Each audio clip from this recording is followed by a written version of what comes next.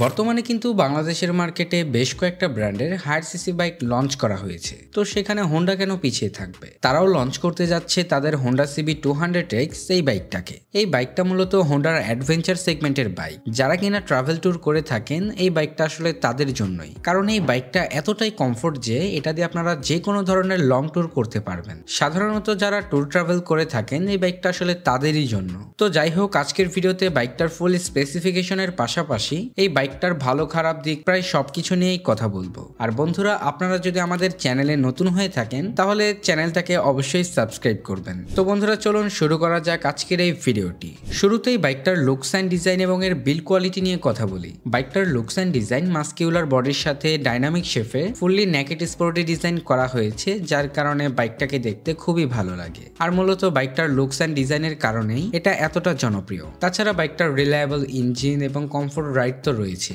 Overall বাইকটাকে দেখলে মনে হয় যে এটা একটা প্রিমিয়াম বাইক। তাছাড়া এর যে বিল্ড কোয়ালিটি এটাও যথেষ্ট ভালো। যাই হোক, তারপরে বাইকটার পরবর্তী সেকশন নিয়ে কথা বলি। বাইকটাতে হেডলাইট হিসেবে পাবেন এলইডি ভালভের হেডলাইট, যার নাইট ভিজিবিলিটি যথেষ্ট ভালো থাকার কারণে রাতের অন্ধকারে আপনারা সিটি এবং হাইওয়েতে বেশ কমফোর্টলি বাইকটাকে রাইড করতে পারবেন। তাছাড়া বাইকটার টেল লাইট হিসেবে থাকছে এলইডি ভালভের টেল লাইট। আসলে বাইকটাতে যে টেল লাইটটা দেওয়া হয়েছে এটা হোন্ডা হর্নেট 2.0তেও রয়েছে। তাছাড়াও ভালো ব্যাপার হলো বাইকটাতে কিন্তু আপনারা ইন্ডিকেটর পাবেন এলইডি ভালভের। যাই হোক, তারপরে বাইকটার ফ্রন্ট সেকশন নিয়ে কথা বলি। বাইকটার ফ্রন্টের সাসপেনশন হিসেবে থাকছে ইউএসডি বা আপসাইড ডাউন সাসপেনশন। শুরুতেই যেহেতু বলেছি বাইকটা একটা অ্যাডভেঞ্চার বাইক, তো এটাতে ইউএসডি সাসপেনশন থাকবে, এটাই স্বাভাবিক ব্যাপার। সাথে পাবেন 17 ইঞ্চি অ্যালয় রিমের সাথে 110 সেকশনের টিউবলেস টায়ার এবং ব্রেকিং সিস্টেম হিসেবে থাকছে 276 millimetre disc brake with single channel ABS.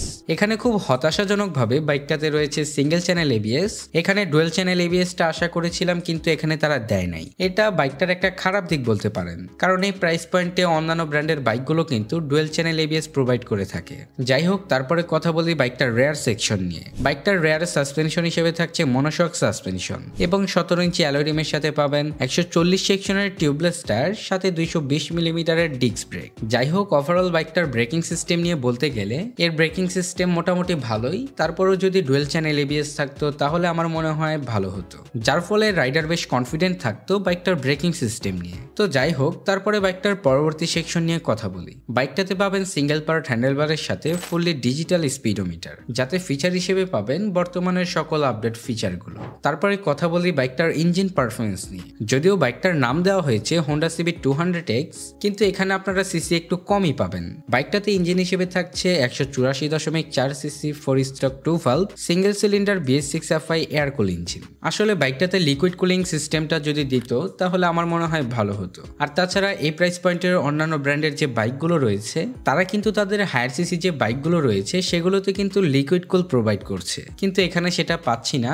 এটা আসলে বাইকটার একটা খারাপ দিক। তো যাই হোক, বাইকটা ম্যাক্সিমাম পাওয়ার প্রডিউস করে 17 বিএইচপি এট 8500 আরপিএম এবং ম্যাক্সিমাম টর্ক উৎপন্ন করে 15.9 নিউট্রাল মিটার এট 6000 আরপিএম, যার কারণে বাইকটা থেকে আপনারা ম্যাক্সিমাম টপ স্পিড তুলতে পারবেন 130 কিলোমিটারের মতো। আর যদি বাইকটার মাইলেজ নিয়ে কথা বলতে যাই, বাইকটা থেকে আপনারা 45 থেকে 40 কিলোমিটারের ওপরও মাইলেজ পাবেন। এটা আসলে আপনার রাইডিং এর উপর ডিপেন্ড করে যে বাইকটা থেকে আপনারা কত মাইলেজ পাবেন। তাছাড়া বাইকটার স্পিডকে মেনটেন করার জন্য বাইকটাতে পাবেন 5 স্পিড গিয়ার বক্স।